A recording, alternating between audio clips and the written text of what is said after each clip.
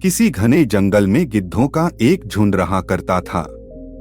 उनका पूरा झुंड एक साथ उड़ना भरते और साथ में ही शिकार करते थे। एक बार वो सभी उड़ते उड़ते किसी टापू पर पहुंच गए। वहां बहुत सी मछली और मेंढक रहते थे। उन्हें वह टापू बहुत अच्छा लगा। उनके खाने पीने और रहने की सारी सुविधाएं उस टापू पर मौजूद थी। सभी गिद्ध उसी टापू पर रहने लगे। अब उन्हें शिकार के लिए कहीं जाना भी नहीं पड़ता था। सभी बिना किसी मेहनत के भरपेट भोजन करते और उस टापू पर आसल में जीवन जीने लगे। उसी झुंड में एक बूढ़ा गिद्ध भी रहता था। वह बूढ़ा गिद्ध यह सब देखकर बहुत परेशान रहता था। उसे अपने साथियों की आलस भरी दशा देखकर चिंता होने लगी।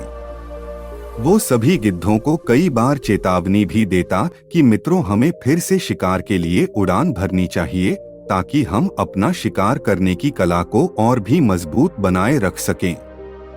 अगर ऐसे ही आलस करेंगे तो एक दिन हम शिकार करना तक भूल जाएंगे। इसलिए हमें जल्द ही अपने पुराने जंगल में वापस जाना चाहिए। उस बूढ़े गिद्ध की सलाह सुनकर सभी गिद्ध हंसने लगे। वह उसका मजाक बनाने लगे।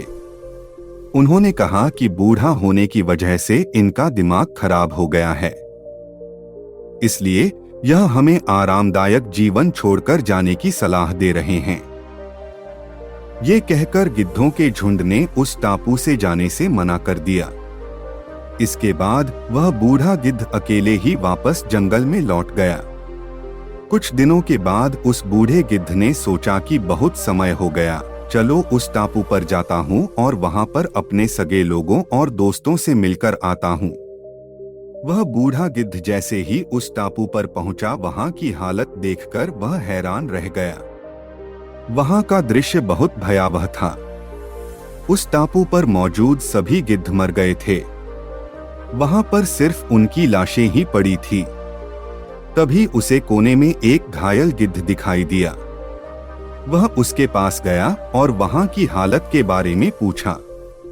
उसने बताया कि कुछ दिन पहले इस टापू पर चीतों का एक झुंड आया था, जिन्होंने उन पर हमला कर दिया और सबको मार दिया। हम लोग बहुत समय से ऊंचा उड़े नहीं थे, तो हम अपनी जान भी नहीं बचा सके। हमारे पंजों में उनसे मुकाबला करने की क्षमता भी कम हो गई थी। उस घायल गिद्ध की बात सुनकर बूढ़े गिद्ध को बहुत दुख हुआ। उसके मरने के बाद बूढ़ा गिद्ध वापस से अपने जंगल में वापस चला गया। दोस्तों, इस कहानी से हमें ये सीख मिलती है कि हमें हर हाल में अपनी शक्ति और अधिकारों की रक्षा करनी चाहिए। अगर आलस की वजह से अपना कर्तव्य करना छोड़ देंगे तो भविष्य में यह हमारे लिए घातक हो सकता है। अगर ये कहानी आपको अच्छी लगी है तो एक लाइक का बटन दबा दीजिए, चैनल सब्सक्राइब करें और दूसरों के साथ भी इस वीडियो को शेयर करिए।